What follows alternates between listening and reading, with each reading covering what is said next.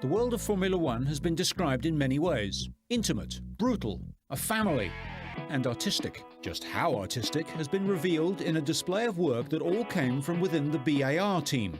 Paintings, photographs and modernistic sculptures, as well as a video, all created by or around members of the elite racing squad that backs up former world champion Jacques Villeneuve and Olivier Panis.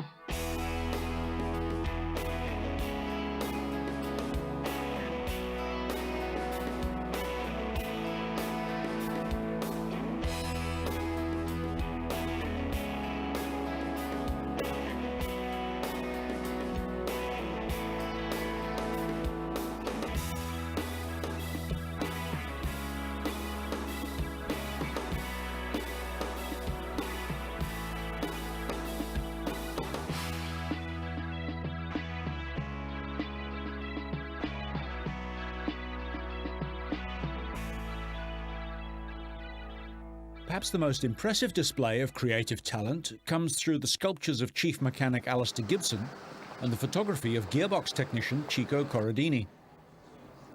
In the few precious moments that Alistair has free from his racing duties, he's turned his mechanical skills to sculpting, building sharks from Life or Timex Formula One car parts and other engineering objects. These are exquisitely crafted and sleek beasts, reminiscent of the cars they are made from, and amazingly near to anatomically correct. His interest was sparked by the great white sharks common off the coasts of his native South Africa. They take me about a year to make each, so I just do them on free time, which is some weekends and some evenings. Basically, I get a basic idea and a sketch in my head and on a piece of paper, and start with a big wooden block and carve the base as on the top one and the bottom one, which is the motor white and the thresher. They're a wooden base, and then get aluminium and riveted onto the wood. The middle one, which is the wire tigers from the coat hangers. When you get your washing back in a Grand Prix team, you get a massive collection of coat hangers, you know, so the middle one's from coat hangers, and it's just used bits that normally would get thrown away in a Grand Prix team that I've collected up and made these sharks from. Teammate Claudio Chico Corradini's equally impressive photography is born from more than 15 years' experience as an amateur photographer and inspired by his surroundings at the circuits that he visits each season. My photography passion has developed in the years, and I think is the contrast of what my job is. You know, rumors, noise, a lot of stress, and then my photography reflect, you know, the nature, relax, calm, you know, silence, something that I don't have when I'm working, really. As soon as I go one day or half a day that I can take some pictures, I grab my camera and I'm going wherever I can. Or sometimes I extend a trip, you know, putting maybe an extra day and I'm going somewhere very nice. Some of it is the cleverness of it, and concerning the Chico's pictures, you know, the fact that he's actually been to these spots, and you know, he's got the eye to see what it's going to look on a picture, and it's great.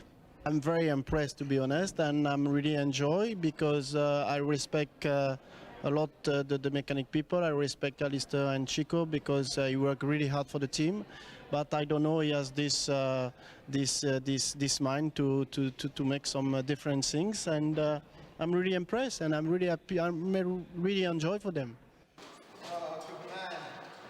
The exhibition also featured the work of renowned artist Julian Opie, perhaps most famous for producing the Blur Best Of album cover that now hangs in the National Portrait Gallery in London. Julian turned his attention to Jacques and Olivier for this one-off painting, creating 70-meter-long friezes of both drivers in his simplistic yet evocative two-dimensional, almost cartoon-like style. Usually my aim is to try and make people look good, because that seems like a good way to judge whether the picture's working or not. But not everybody's pleased, we'll have to see. Hannes Schmidt, a world-renowned fashion photographer, was commissioned to photograph both Jacques and Olivier as supermodels for the exhibition, with some impressive results. I was actually very amazed. I thought first, you know, for them it's quite difficult, but the two guys are used to be in front of cameras and medias, and I think they did very well. At the beginning, they were a bit scared to wear what we wanted to give to them, because it's also understandable. I mean, they don't see themselves as fashion models. They see them more as, you know, race drivers and personalities, and I think the balance we had at the end was really fantastic. The fifth and final element of the exhibition is Philip Albera's award-winning film Pit Stop, the only part that reflects the traditional face of Formula One. A former racer himself, Philip is now a professional filmmaker on the racing circuit.